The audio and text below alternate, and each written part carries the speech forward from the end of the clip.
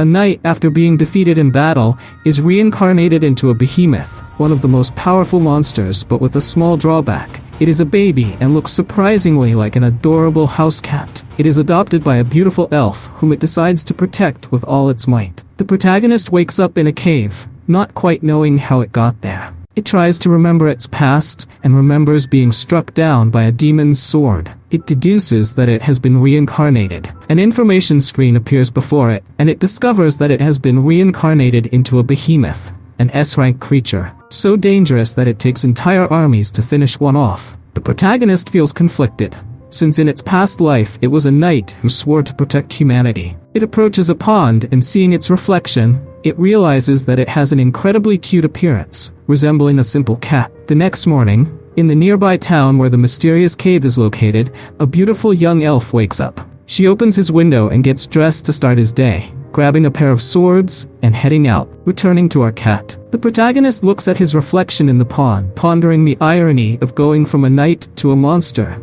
and wonders how grateful he should be for this second chance at life. Behind him appears a low-ranking monster, clearly intent on eating him. The protagonist searches his skill bar for something to defend himself. He uses rock howling to throw a rock and take out the monster. The protagonist realizes he hasn't eaten since his reincarnation.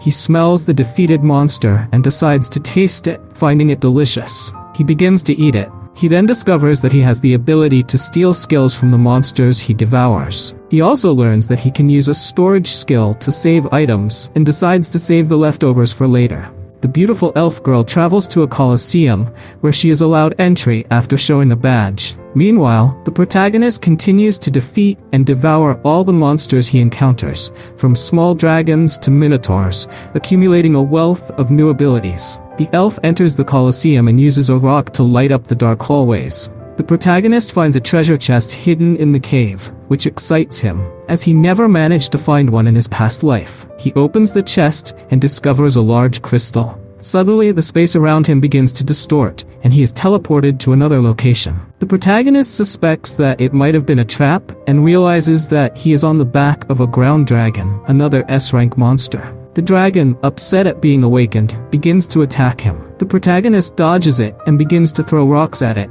but its skin is too tough, causing the rocks to bounce off the ceiling. The dragon attacks with its claws, and the protagonist uses Iron Body, a skill that hardens his body. The blow knocks him back, breaking the skill and causing significant damage. The dragon is surprised that he was able to withstand the attack, but continues his assault with its tail. The protagonist uses a combination of skills to counterattack and escape through a hole in the ceiling created by the bouncing rock. The elf girl explores the halls of a dungeon, remembering how, as a child, an elf saved her from an attack by a monster. The protagonist eventually reaches the halls of the dungeon, trying to reach the surface, but is too injured to continue, believing it might be the end of his second life. Fortunately, our beautiful elf of great feelings finds him while exploring the halls and decides to help him. The protagonist wakes up in a comfortable bed, covered in bandages. The elf enters the room with a tray of food, delighted to see the little cat awake. The protagonist, seeing her, is stunned by her beauty and thinks she must be an angel. The elf tells him that she was very worried about him and that she doesn't understand what a kitten like him was doing in a dungeon. The protagonist realizes that she hasn't realized that he is a monster and thinks that he is a normal cat. For the next few days, the elf takes care of the kitten, feeding him, sleeping with him, and tending to his wounds until he is fully recovered. One morning, the girl leaves for work. The protagonist reflects on everything the elf did for him and decides to accept her as his master and protect her with his life. He sneaks out the window and follows her to the dock, where a canoe is ready to take her to the dungeon. He manages to hide without anyone noticing. The cat follows the elf through the dungeon, avoiding being seen. She knows that her mistress is in great danger, especially for being a woman, and prepares to act if necessary. The elf girl encounters a group of goblins and, with incredible speed, easily defeats them. The protagonist is amazed, having never seen someone so fast, but also notices that their large swords hinder her movements. Another goblin reveals itself. Despite having fulfilled her quota, the elf girl refuses to retreat and insists on continuing the battle. The protagonist realizes that this is bad because the goblin is not an ordinary one. He is a wizard. The goblin casts a fire spell and the girl freezes in fear. The protagonist rushes in and manages to get her out of range of the attack. She wants to fight but cannot use her skills as it would reveal to her mistress that she is not a simple cat. So she just scratches the goblin's face, who recoils in pain and falls down the stairs. The elf girl is surprised to see her cat and wonders what he is doing there. They leave the dungeon, and the elf places the kitten on her chest and pets it, thanking him for saving her. The protagonist feels like he is in heaven. They head to the Adventurers Guild, where everyone envies the cat resting on his chest. An adventurer named Kazman greets the elf, who we now know is called Arya. Kazman asks her to consider joining his party, but Arya once again tries to politely decline. Kazman insists and tries to touch Arya, but his cat jumps off his chest and bites Kazman's hand. The man screams and struggles to shake off the cat, while the protagonist thinks to himself that this will teach him to respect his master. Kazman manages to shake the cat off of him, but not before the cat scratches his face and then returns to Arya's chest. Angered, Kazman draws his sword, but is stopped by someone who asks if he thinks it is wise to brandish a weapon in the guild. It is Arnaldo, a former B-rank adventurer who now works as the guild's receptionist. Intimidated by Arnaldo, Kazman lies, claiming he has something urgent to do, and flees the scene. Arya thanks Arnaldo for his help, and he tells her to let him know if Kazman bothers her again. Arnaldo also notices Arya's new companion, and comments on how protective the cat is of its owner. Arya tells him that her cat has saved her twice that day, and decides to keep him, and names him Tama. This makes the protagonist very happy, as it means he can keep it for the rest of his life. Arya hands the elf ears to Arnaldo, proving that she completed her mission. They go to celebrate at a restaurant, where Arya drinks a few too many. Tama starts getting ready, and Arya accuses him of being cruel for ignoring her. Tama notices that Arya has a penchant for drinking, and becomes a little more inhibited when she does so. Arya warns him that if he keeps ignoring her, she won't let him bathe with her. She puts Tama in her basket and heads to the baths. Tama tries to remind himself that he's an honorable knight and resists the idea of entering the women's bathhouse, but he fails. While Arya prepares for her bath, Tama remembers that he is a knight and wants to refuse to enter the women's bath, but it's useless. Once inside, he tries not to look too much at his master, but the current makes it impossible and pulls him closer to her. Arya looks somewhat sad and asks Tama if he thinks she could ever become strong enough. She confesses that years ago, demons attacked her homeland, but someone came to their rescue, Alicia, the sacred sword, the elf who saved her as a child. Since then, Arya vowed to one day become as strong as Alicia and protect those in need. Tama recognizes the name and knows she's a famous elven heroine. Another day, Arya goes to the guild with Tama, where Arnaldo greets them and warns it's a bad day and advises them to leave. But it's too late. Kazman appears to greet them. Tama immediately gets on guard, but Kazman shows an order from the Baron stating that the creature that injured him must be put to death. Arya is devastated and pleads for mercy, but Kazman tells her it's distasteful to revoke orders already issued. He offers to settle the matter with a duel. If Arya wins, Tama can live, but if she loses, Kazman will take her as his wife. Arya has no choice but to accept the duel. That same night, they head to an arena, where Arnaldo announces the fight between Kazman, a C-rank adventurer, and Arya, a D-rank adventurer. Kazman acknowledges the disparity in their abilities and agrees that someone can help her. He calls for a volunteer from the audience, but no one steps forward. The only one willing to fight alongside Arya is Tama. Arnaldo confirms this and asks Arya if she accepts him as her partner. The girl hesitates, but Arnaldo says Tama is a true knight in shining armor. Kazman mocks the cat and agrees to fight both. Tama is ready to make him pay for making his mistress cry. Arnaldo starts the battle, and Tama immediately charges at Kazman. Kazman mocks him again and swings his sword, but Tama easily dodges. Tama knows he won't be able to defeat him without using his skills. Arya attacks using her acceleration ability, but Kazman dodges and kicks her in the stomach. Kazman notes her speed but remarks it's all she has. Arya throws some daggers, but Kazman blocks them with his cape and then counters with his sword. Arya manages to block his attacks with her blade but struggles to keep up. Kazman taunts her, saying her heavy swords are unsuitable and joking that a kitchen knife would suit her better. Tama watches helplessly as Arya is disarmed, knowing he could defeat Kazman in one blow if he used his abilities. Kazman is about to declare himself the winner when Tama steps in, using his iron body skill to shatter Kazman's sword. Tama then unleashes a wind attack, sending Kazman headfirst into a tree, where his weapon strikes his groin. Everyone is stunned, wondering what just happened. Tama accepts that everyone will now know he's a monster, and that they might eliminate him.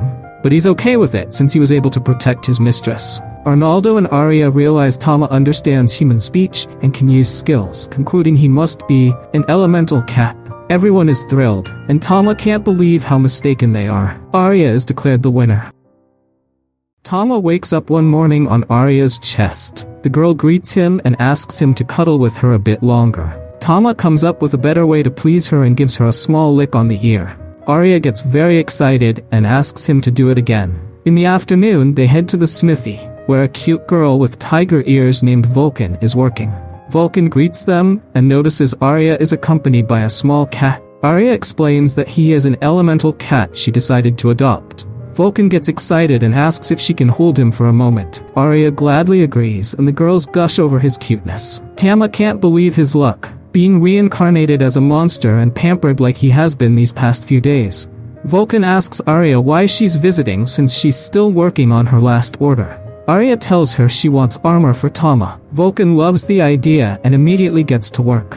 She takes the necessary measurements and suggests using magic to make it adjustable since Tama is still a kitten and will grow. She also plans to cover important areas without sacrificing mobility. Vulcan works all night, and by the next day, the armor is ready. Arya thinks Tama looks adorable in his new armor, and Tama is grateful to Vulcan for completing it in just one night. Vulcan then tells Arya about a problem with her previous order, her longswords. She explains that she can't find a way to lighten them without compromising their durability. Arya admits she still struggles to wield them properly, but neither of them can figure out the issue. Vulcan suggests accompanying Arya to the dungeon to observe her fighting style and come up with a solution. The girls head to the dungeon, and Vulcan immediately crushes a pair of goblins with her large hammer. Tama acknowledges her incredible strength, befitting of the Tiger Ears lineage. A goblin uses a fire spell against Vulcan, but she absorbs it with her claws and sends it back at him. Arya is confused by this ability, and Vulcan explains it's an enchantment she gained as a blacksmith, allowing her to imbue different elements into her armor.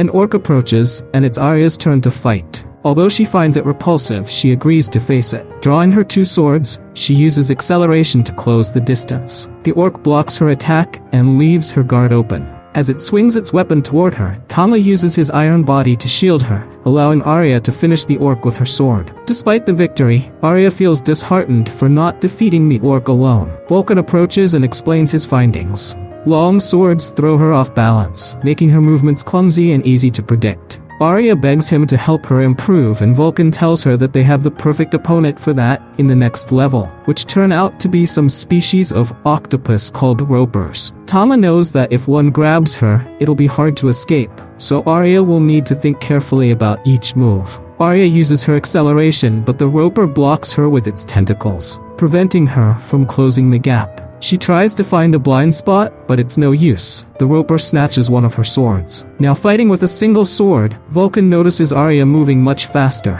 Arya cuts off a few tentacles, but the roper counterattacks and breaks her remaining sword. Vulcan tosses her a small dagger, which Arya uses along with the broken sword to defeat the roper. One more remains. Arya rushes toward it, now much faster and more agile. She easily dodges its attacks and counters, cutting several tentacles at their base. Unfortunately, the roper releases a white substance as it's attacked, splattering Arya. She becomes enraged, insisting that only Tama is allowed to do such a thing to her. She unleashes her new move, Cutting Gale, and defeats the roper. Her friends rush to her side, and Tama realizes her new move stems from using weapons suited to her fighting style.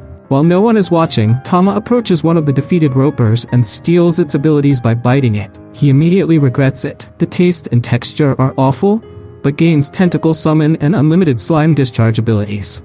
Meanwhile, Arya keeps slicing the last roper in a sinister manner, furious about being splattered, reiterating that only Tama can do that to her. Vulcan shares her conclusions with Arya, who admits she chose the longswords out of admiration for the Sword Saint. However, she now realizes they're not suited for her, and is willing to try daggers instead. Tama is delighted to hear this. He climbs onto her and purrs, trying to tell her she'll become much stronger this way. Vulcan suggests delving deeper into the dungeon, but first proposes they take a break. She leads them to a safe area with a small bath. Vulcan assures them no one ventures there because it's protected by the Philosopher's Stone, which floats between two branches. Hearing this, Arya can't help but recall the day her hometown was attacked. The girls prepare to bathe, and Tama tries to avert his eyes, but it's futile because Arya insists he bathe with her. While the girls are washing up, Arya asks Vulcan about her group of explorers.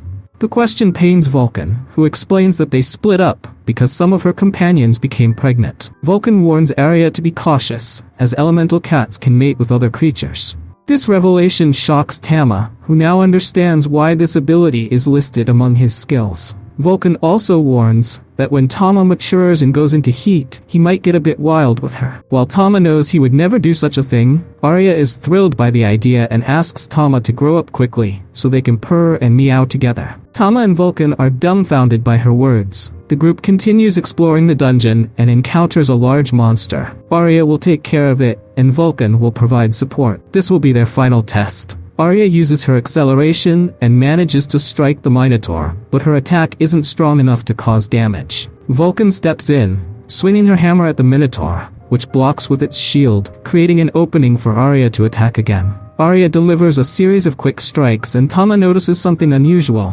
He begins to suspect her true power is hidden in her chest. The Minotaur, weakened by the attacks, starts slamming the walls, causing a cave-in over Vulcan. Luckily, Tama reacts in time and destroys the falling rocks. Arya delivers the finishing blow to the Minotaur, celebrating her victory over a C-rank monster. Vulcan is amazed and grateful that Tama saved her. The group heads to the guild to sell monster parts. Arnold, or as Arya calls him tenderly, Anna, notices fine, deep cuts on the materials. Vulcan attributes them to Arya's new attacks, and this fills Anna with pride as she has witnessed Arya's significant progress since arriving. The girls drink to celebrate.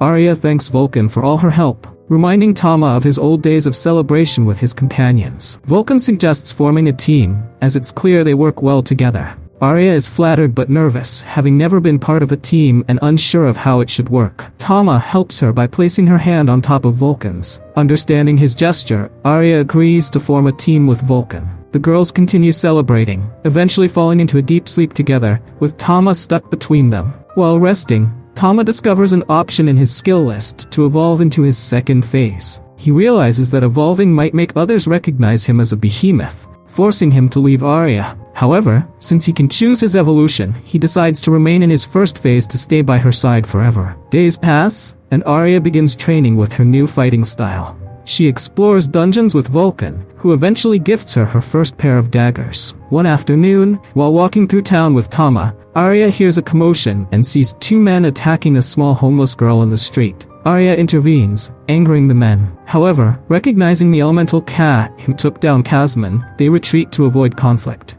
Arya helps the girl, named Lala, and upon learning she's an orphan, invites her to come with them. Arya takes Lala to the church, where several orphan children excitedly run up to Arya to play. The nun who lives there assures Arya that Lala will be well cared for, and thanks her for everything she's done for the orphanage. Tama notices that Arya is very kind, promising to protect her with all her strength. One afternoon, Anna summons Arya to the guild. Upon arrival, she greets Arya with congratulations. Arya has finally achieved C-rank status. Tama and Vulcan are overjoyed for their friend, who acknowledges she couldn't have done it without them.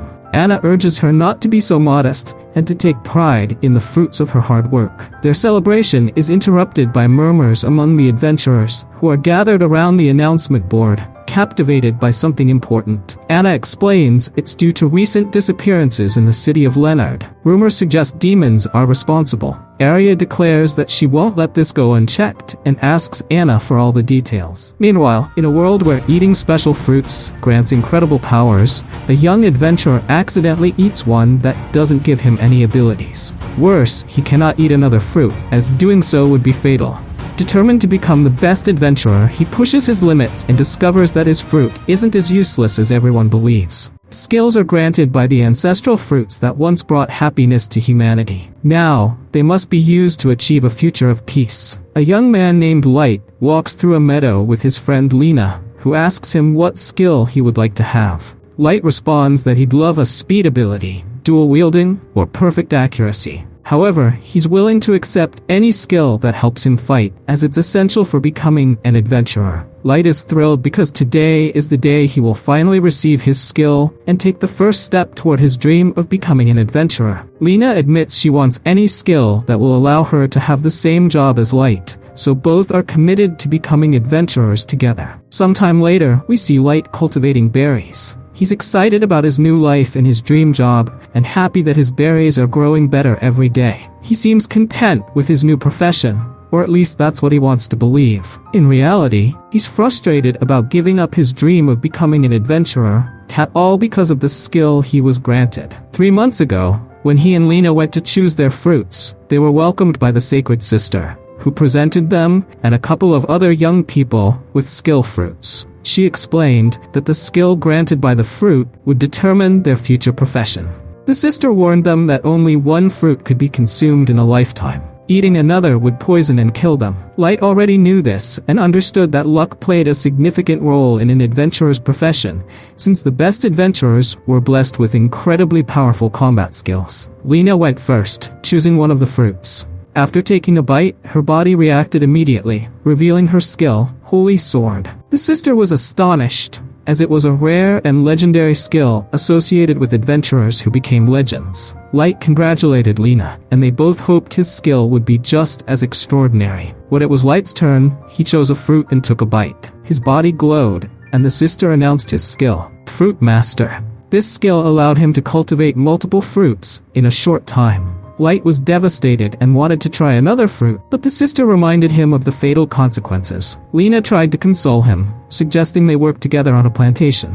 However, the sister was furious, insisting that Lena's skill was too unique to waste. She ordered Lena to move to the Holy City immediately and fulfill her destiny as an adventurer.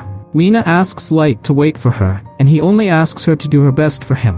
Since then, Light has dedicated himself to growing food. He goes to sell his fruits, and thinks he would do better if he could sell vegetables, but his skill only works on fruits. Walking through the streets, he discovers that Lena has reached S rank in record time.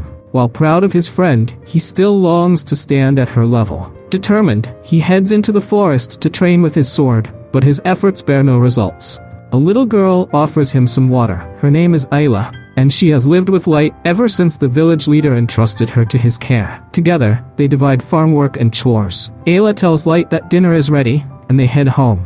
She asks how the harvest went, and Light replies, "It went well, especially with the skill fruits." This is good news since Light is saving up to buy a quality sword for his training. He warns Ayla never to eat any skill fruits, as they are incredibly dangerous. Innocently, Ayla confesses that she used a few skill fruits to prepare the stew they're eating. He panics, recalling the sister's warning. His body begins to react, and he assumes this is the end for him. Ayla tries to help, and Light apologizes for not warning her sooner about the dangers of skill fruits. But then, he notices that he feels fine. In fact, his body awakens a new power, God of the Sword. Meanwhile, at the temple, the sister has a premonition. She looks into a mirror and sees a space where one star shines brighter than the others. Light wonders why his body was able to assimilate an additional skill when suddenly Ayla begins to feel the effects of her fruit. In her eyes, an effect appears that allows her to see the abilities granted by fruits in their bearers. She realizes that Light's Fruit Master skill makes him immune to the poison of the fruits. Light also discovers he possesses more abilities within him. God of the Sword, which increases his attack power when wielding a sword and boosts his magical resistance. Light notices that Ayla has an evaluation skill and decides to test his new powers. Grabbing his sword, he runs back to the forest. He swings his blade and easily cuts through a thick tree trunk, along with several trees behind it. This is when Light realizes he is the only person in the world with 2 skills. The next day, Light and Ayla head to the market. Ayla spots a freshly made pizza, something she's never seen before, and her mouth waters at the sight of it. Light urges her not to stop, and together they head to the Adventurers Guild. Ayla notices how happy Light seems, and he explains that it's because he can finally start pursuing his dream. They see a Walden monster hunting quests, and Light explains that defeating monsters earns great rewards. However, he knows he's not there for money. First, he needs to see if his new skill is useful in real combat. He sits Ayla on a bench and asks her to wait while he tries to get a quest. Ayla obeys and uses her ability to observe the guild members while waiting. She discovers that everyone possesses impressive skills, but only Light has more than one. Determined to help Light, she uses her ability to gather useful information. She notices an adventurer with the skill Stampede, which damages both the opponent and their user. Ayla wonders if that makes it a bad skill. Just then, an adventurer confronts Light for bumping into him. Light calmly apologizes, saying it was his fault, but the adventurer scoffs, claiming that someone with real skills would have dodged him. The man recognizes Light as the boy who sells fruit in the market and mocks him, saying the guild is no place for a farmer. Ayla reunites with Light, and they prepare to leave without escalating the issue. But the adventurer becomes enraged. He draws his sword and attacks Light, but Light effortlessly blocks with his own blade. Light notices his skill has also enhanced his reflexes. The adventurer's companions urge him to let it go, reminding him they need to prepare for their first quest. The adventurer, Jean, reluctantly agrees and leaves.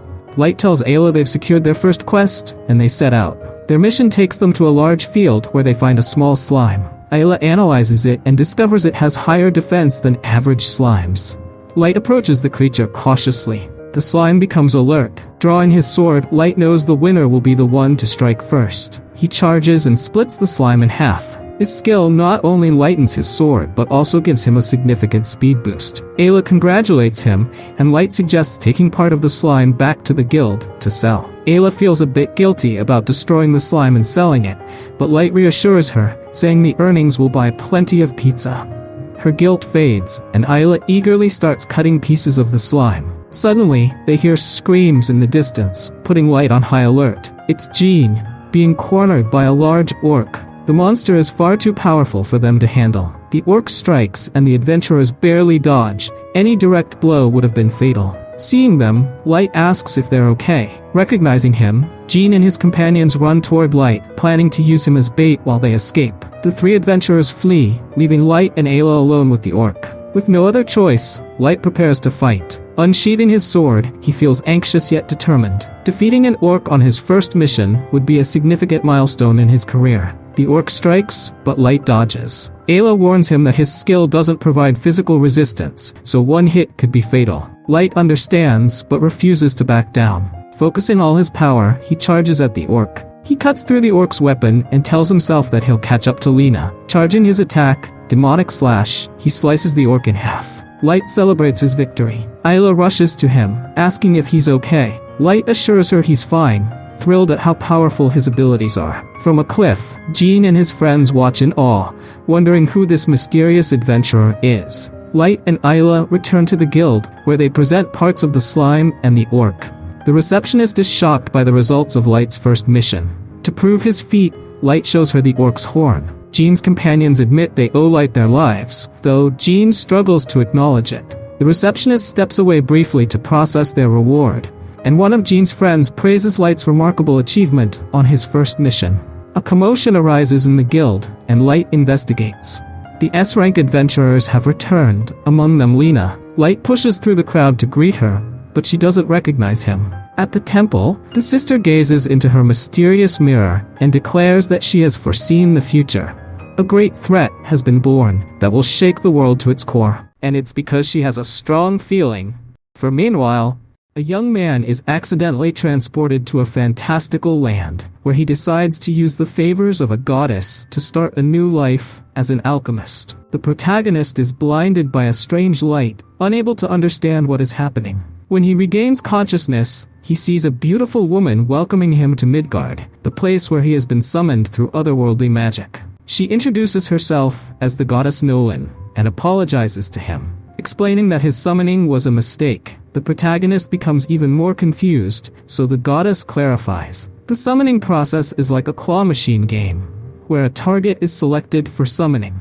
Unfortunately, he was affected, despite not being the intended target. She explains that interworld summoning magic is extremely dangerous and can even destroy an entire world, which is why it is forbidden. However, a problematic nation ignored those rules and performed the summoning. Nolan tried to intervene as quickly as possible, but was unable to stop it, which is why he is now there. The protagonist asks if the others who were summoned are also in this place. Nolan responds that those individuals were summoned directly to the Holy Empire of Cydonia. The protagonist finally understands that this is all a grave mistake and asks the goddess to send him back to his world. However, she regretfully explains that she cannot, as she was so angered by the forbidden summoning that she patched the magic, making it unusable forever. She tries to explain that the patch is a distortion of space and time, but the protagonist asks her to get to the point. Nolan sums it up. I can't send you back to your world, and in fact, you no longer even have a body to return to. The protagonist then realizes he has no body and is only a small ball of energy. The goddess informs him that in addition to being transported, his body was destroyed due to an error. Unsure of what will become of him, the goddess advises him to resign himself and start a new life in Midgard. The protagonist asks if he can also go to Sidonia with the rest of the summoned. Nolan considers it an option, but warns that it's a problematic place where he would be mistreated for being a mistake. Feeling guilty about what happened, the goddess promises her support to help him start over. She explains that, much like in video games, there are monsters and adventures here. However, instead of being excited, the protagonist is concerned. Nolan assures him he will be fine since he has a goddess's support and asks him to think about his stats. An information window appears revealing his details. His name is Takum, and he will be 17 years old. The protagonist finds this alarming, as he is actually 40 and a businessman. Nolan tells him not to sweat the details and points out that there are no businessmen in Midgard. He must now choose between being a combatant, such as a knight, mage, or hunter, or a creator, such as a blacksmith, herbalist, or alchemist. The protagonist dislikes conflict and chooses to be a creator. Nolan creates a crystal with her power, recommends that he learn to use his skills well,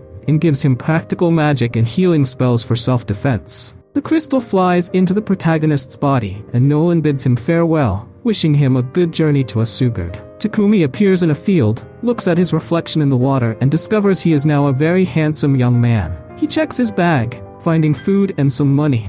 He also checks his stats, which are all at level 1, though he has elemental magic. Notably, it is marked that the goddess Nolan owes him a favor, which worries him as he hides it, fearing someone might find out. He also finds an item box. Testing his magic, he starts with a small water ball, and then practices shooting stones. He becomes excited about living in a fantasy world. Exploring the forest in search of a city, he finds a wooden stick. Analyzing it, he discovers it's treant wood, used for wands and magical items. Using his smithing magic, he transforms it into a spear. He uses his evaluation skill to search for more items and finds herbs for potions and poisons, gathering so much that his bag overflows. He remembers he has an item box, an infinite storage space connected to a temporal void. At that moment, he hears a girl screaming for help. She takes shelter behind him, pursued by a giant rabbit with a horn. Takumi, terrified, grabs his spear to defend himself. When the rabbit attacks, he manages to land a strike, unlocking the spear mastery skill. Takumi is shocked by his first victory and thanks the goddess for her favors, though she knows it was just luck. A new stat, Warrior, unlocks, confusing Takumi, who wanted nothing to do with violent skills. The girl thanks him for saving her. Takumi asks where she's from, and she replies that she comes from Baode village and only ventured into the forest for medicinal herbs. He asks if he can accompany her, and she happily agrees, suggesting they take the rabbit with them, as it could make a feast. He agrees and stores the rabbit in his item box. The girl is amazed by what he did, and Takumi remembers he should keep the item box a secret. However, he brushes it off, and they set off. The girl introduces herself as Molly. Meanwhile, in the Holy Empire of Sidonia, the group of summoned individuals wonder where they are. A hooded woman welcomes them and explains that they are no longer in their world and have been summoned to save this one with their power. The woman introduces herself as Elizabeth, the first imperial princess of Sidonia. The boys are struck by her beauty, but Akane, one of the summoned girls, feels suspicious. Suddenly, Akane's revelation ability activates, a skill granted to her by Nolan, who also tells her that her intuition will guide her to the right answer. Using this, Akane realizes that Elizabeth cannot be trusted. Meanwhile, Takumi brings the little girl back to her parents, who thank him profusely. Takumi tells them he's just a young explorer gathering ingredients, but plans to stay in the village for a while. Molly's parents think that's a good idea since the area is rich in ingredients and even minerals valuable for crafting. The only downside is that there are no inns in the village. They suggest a simple solution: building his own house. They take him to a small plot of land. Takumi uses earth magic to flatten the ground, but the effort drains him and leaves him exhausted. The villagers are amazed by Takumi's magic and offer to finish the work for him. The next day, the small house is complete. Simple yet cozy and well organized. Takumi checks his stats, which have significantly increased thanks to all the work. However, he's annoyed that his job still shows him as both a warrior and a mage. He changes the warrior class to alchemist, the path he truly wishes to pursue. He mines some minerals in the village, collecting iron, silver, and copper, as well as some magical iron. Using his alchemy skills, he transforms the iron fragments into an ingot. Excited, Takumi overworks himself and collapses. Molly brings him dinner one evening and finds him unconscious on the floor. Molly's mother scolds him, urging him to be more cautious. After they give him a healing potion, Takumi resumes his alchemy practice, though he takes breaks this time. Molly and her mother check on him periodically. He gathers many metals and crafts various kitchen utensils, which boosts his alchemist level. Takumi also starts working with Bobon, the village blacksmith, which increases his blacksmith stats. One day, Takumi visits Molly's father to request some potions, as he wants to study them and synthesize his own. Molly's father agrees on the condition that Takumi sells him some potions afterward. Back at his house, Takumi mixes herbs, reminiscing about his school days. When he finishes, he compares his potion to Molly's father's potions and notices the colors are different. He wonders what he did differently and hypothesizes that the difference lies in the use of magical water.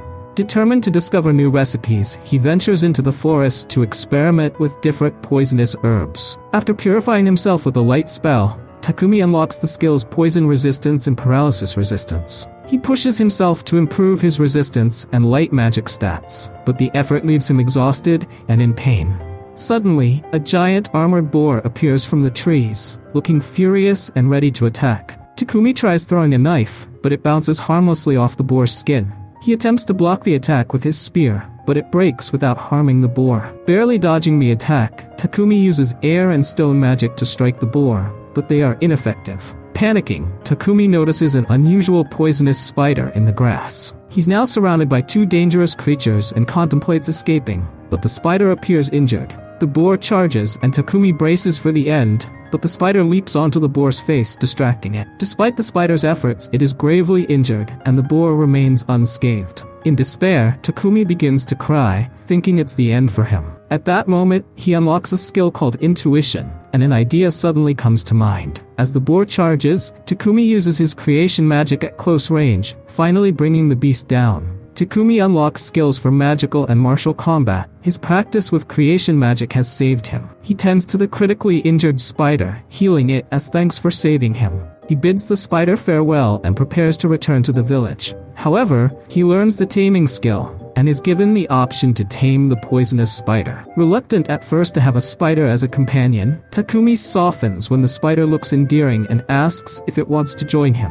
When the spider agrees, he names it Maple after the maple leaf-shaped mark on its back. The spider glows, grows larger, and heals completely, evolving into a venom assassin spider. Overjoyed, Maple pledges her eternal loyalty to Takumi. Back in the village, Takumi presents the boar he defeated to the astonished villagers. While its massive size leaves them speechless, they are even more stunned by the spider perched on his shoulder. Takumi reassures them, explaining that he has tamed Maple, though the villagers are baffled since such spiders are believed untamable. Putting their doubts aside, the villagers cook the boar for a grand feast. They also give Takumi some parts of the boar to craft leather armor and extra materials to sell in the city. In the sky, Nolan watches Takumi, proud of his progress. Another goddess approaches Nolan, questioning her actions, giving Takumi a special body, multiple blessings, and even sending him to this world a year before Sidonia's summoning spell activated. Nolan brushes off the questions, claiming she had no particular reason. Moreover,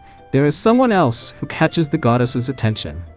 An office worker who has lived his entire life oppressed by his boss and job is transported to a new world where the Dark King appoints him as a high-ranking commander in his army, believing that this simple office worker is the key to conquering the world. In a dark castle, the Dark King summons the high-ranking members of his demon army: Omandra, the infernal aggressor; Sylphid, the archmage of storms; Gnome, the mud bastion. Finally, he introduces the newest member, who will be a key part of his conquest, the foreign supervisor, Denosuke Uchimura. Uchimura was an ordinary office worker. He managed to land a job, and full of hope, gave it his all. However, as time passed, his efforts went unnoticed, unlike his colleagues who steadily climbed the corporate ladder. One day, he was informed that he would be transferred abroad as part of the company's expansion efforts. His colleagues thought it was a terrible idea since starting a new branch was an incredibly demanding task. Nevertheless, Uchimura accepted and went abroad. He quickly discovered that the project lacked both equipment and manpower. Uchimura tried to speak with his boss, but he was simply ordered to continue the work without any support. Uchimura pleaded with his colleagues to stay and help him, but it was futile. He worked tirelessly, day after day, to single-handedly establish the branch, and his efforts eventually paid off. Soon, everything started functioning as it should. Then, Uchimura received a call informing him that he would be transferred to another country. Exhausted, he went for a walk, wondering why he stayed at a job where he wasn't valued. At that moment, an elderly woman accidentally hit him with her scooter, sending the poor man flying. He woke up in a strange world, surrounded by intimidating figures. The Dark King welcomed him, revealing that he was the one who summoned him.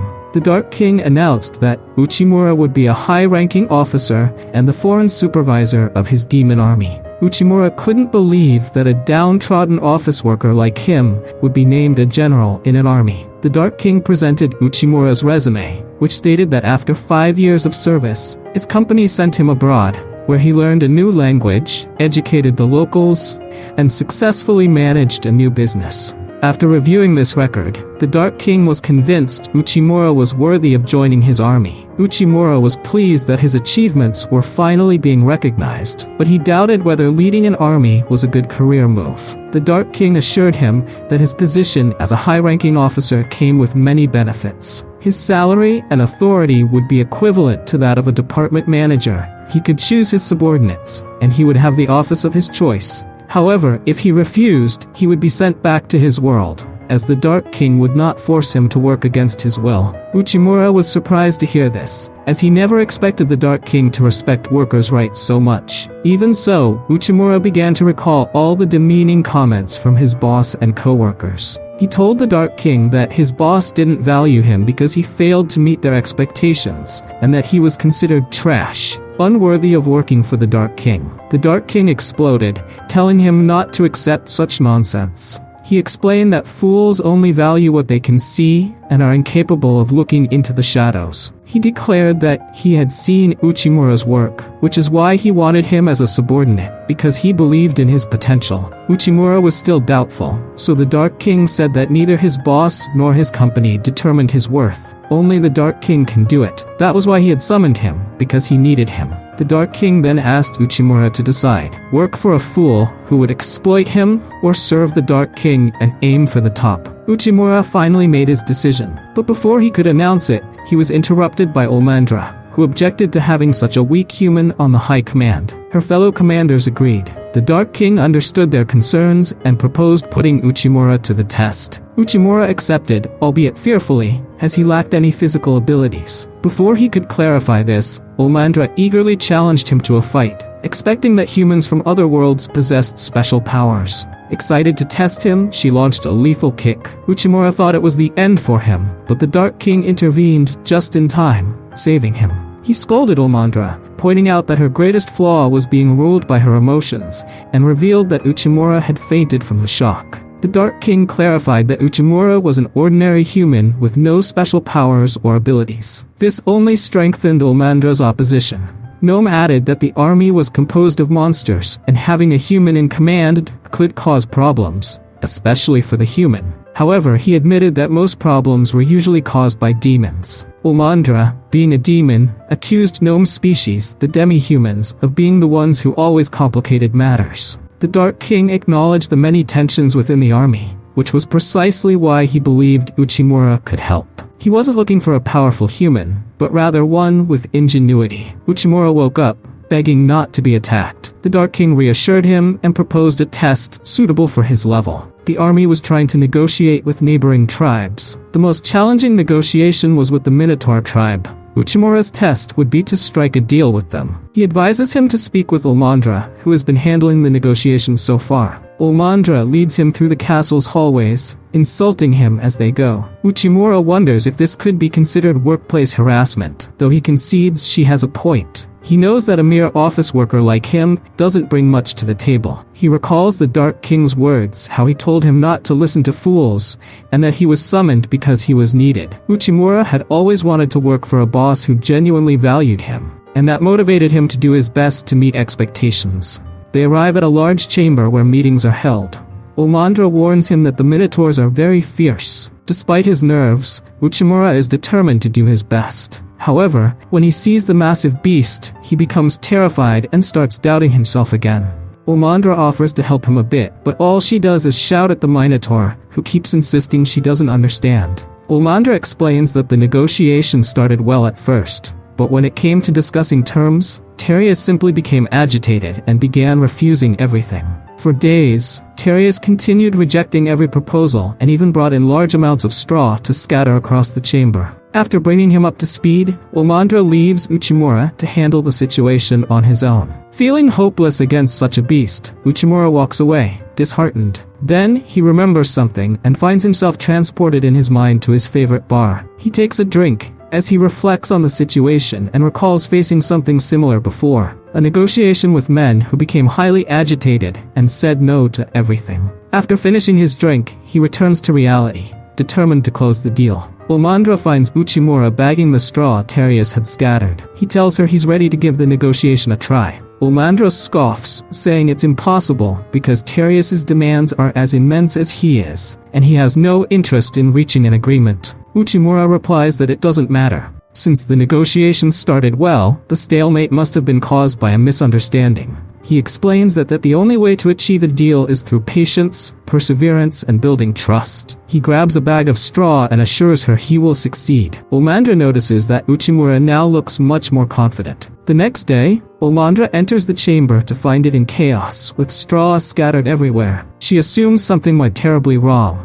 When Uchimura arrives, she demands to know what happened and where Terius is. He calmly replies that Terius is with the Dark King, signing the pact. The Minotaur tribe will now be their allies. Omandra is stunned that Uchimura managed to seal the deal in a single night and asks him how he did it. He explains that Terius wasn't refusing to negotiate. In fact, it was the opposite. Terius liked the deal. Uchimura recounts a past negotiation abroad where his partners had said no 1,000 times. The more adjustments he made to convince them, the more agitated they became. He thought they would never agree, but in the end, the partners enthusiastically accepted the deal. Uchimura explains that in some cultures, passionate negotiations are considered a good thing. That was the misunderstanding.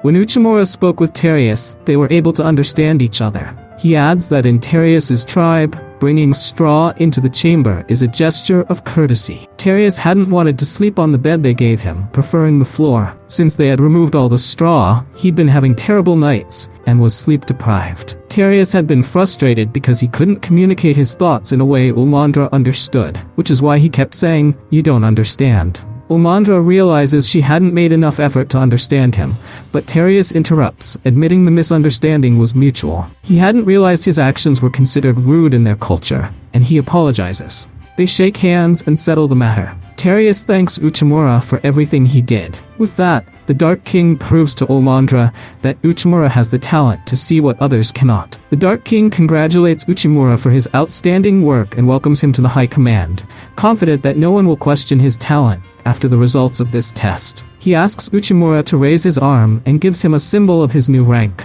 a golden bracelet with a green gem. He tells Uchimura not to hold back and to work freely, doing whatever he believes is best. Uchimura thanks him and promises to do his best. Omandra raises her arm to show her own bracelet and asks him to do the same. They state their names and ranks in the army and clash their bracelets together. Omandra explains that this is how her clan welcomes new friends. She warns him not to get too cocky, as she still doesn't fully acknowledge him. The Dark King knows his army still has a long way to go, but he trusts that Uchimura is the piece they need to set the entire demon army in action. The only failed office worker wasn't Uchimura. We meet another man. Tsukasa, an office worker, is walking home at night when, as he passes by a construction site, steel beams fall toward him.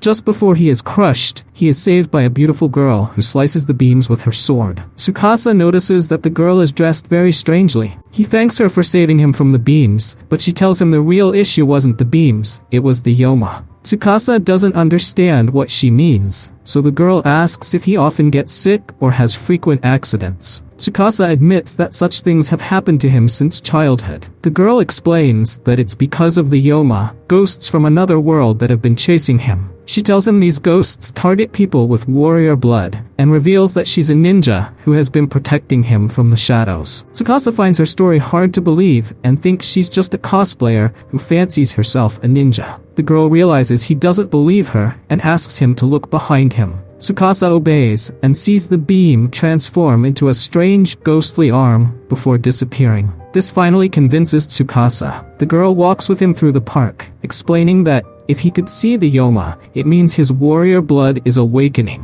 which will make the Yoma attack him more frequently. Because of this, she now intends to protect him in exchange for something. Tsukasa suspects she wants to take advantage of him but has no choice but to agree. Once the deal is sealed, the ninja asks if he knows how to do household chores. Tsukasa is unsure of what she's asking. The ninja then asks additional questions. Does he have savings? Does he come home late? Does he own any video game consoles? Tsukasa answers that he does own a console but still doesn't understand the negotiation.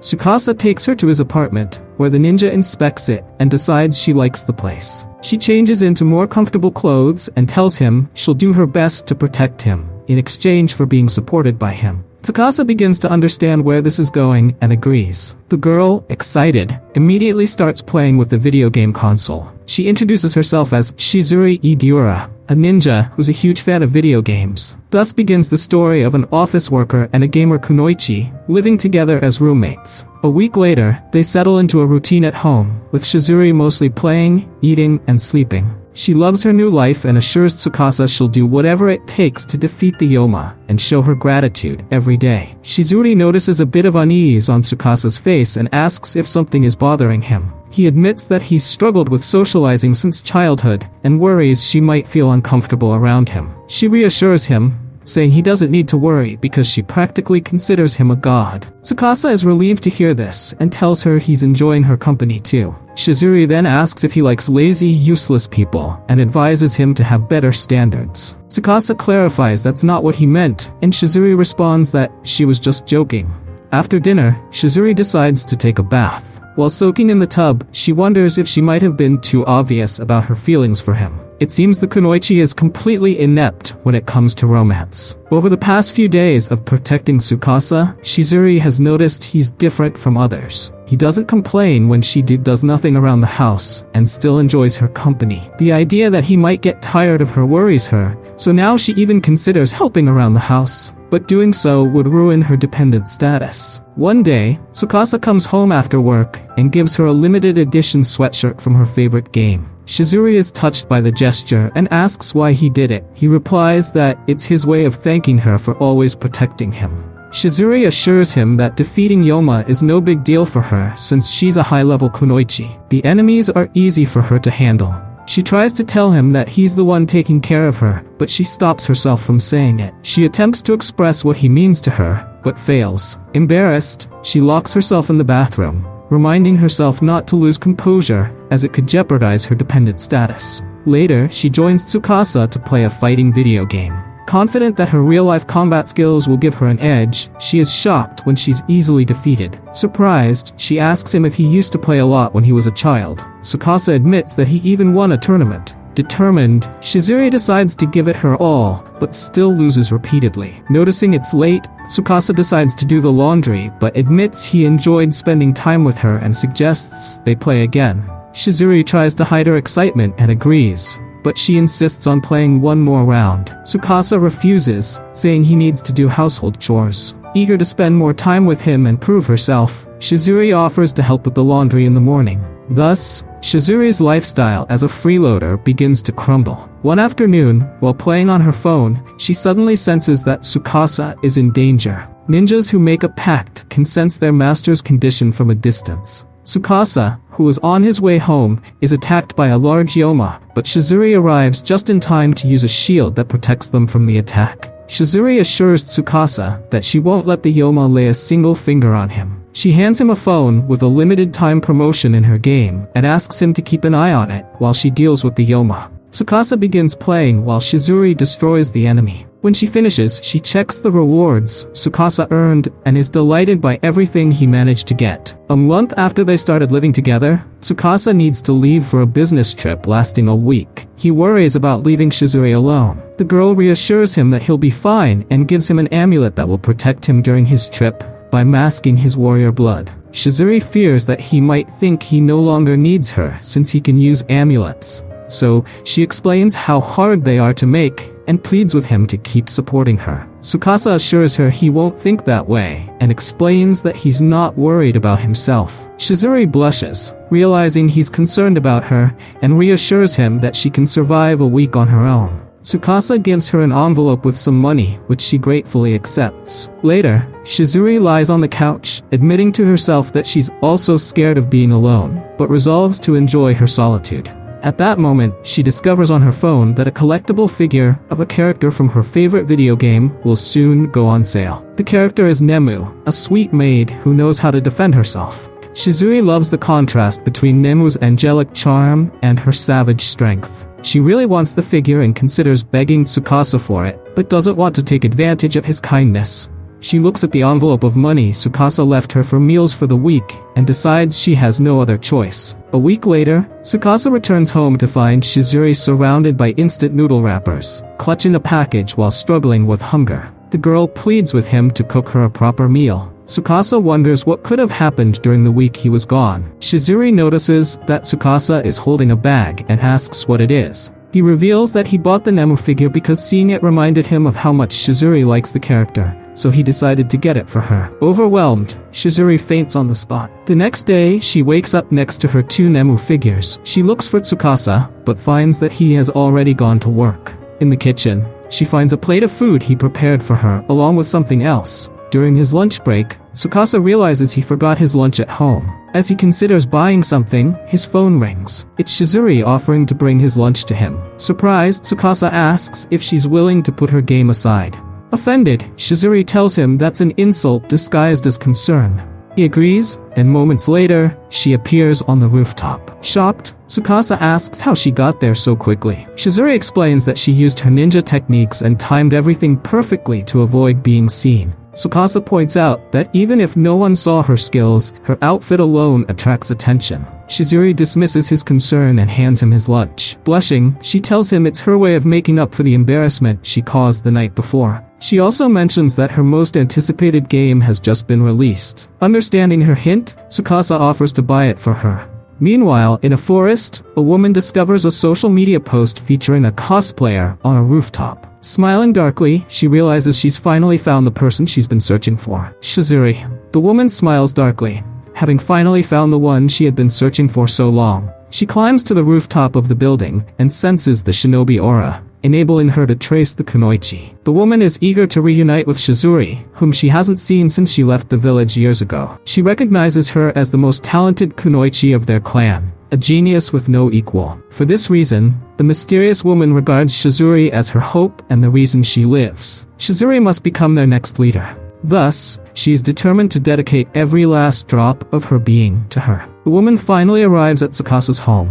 There, she finds Shizure playing her new video game for the second consecutive day without rest. This deeply disappoints her. Tsukasa notices someone on the balcony and points it out to Shizure. They see a ninja with tearful eyes staring at them from the other side of the glass. They let her in, and the ninja expresses her dismay at Shizure wasting her talent on simple video games. She also criticizes her for ruining her beauty with her poorly chosen baggy clothes, dark circles under her eyes, and unkempt hair. The ninja concludes that it must be the fault of her charge, and becomes convinced that he is deceiving and manipulating her. She is ready to attack him, but something immobilizes her. Shizure had restrained her before she could make a move, warning her that anyone who tries to ruin her lifestyle will receive no mercy.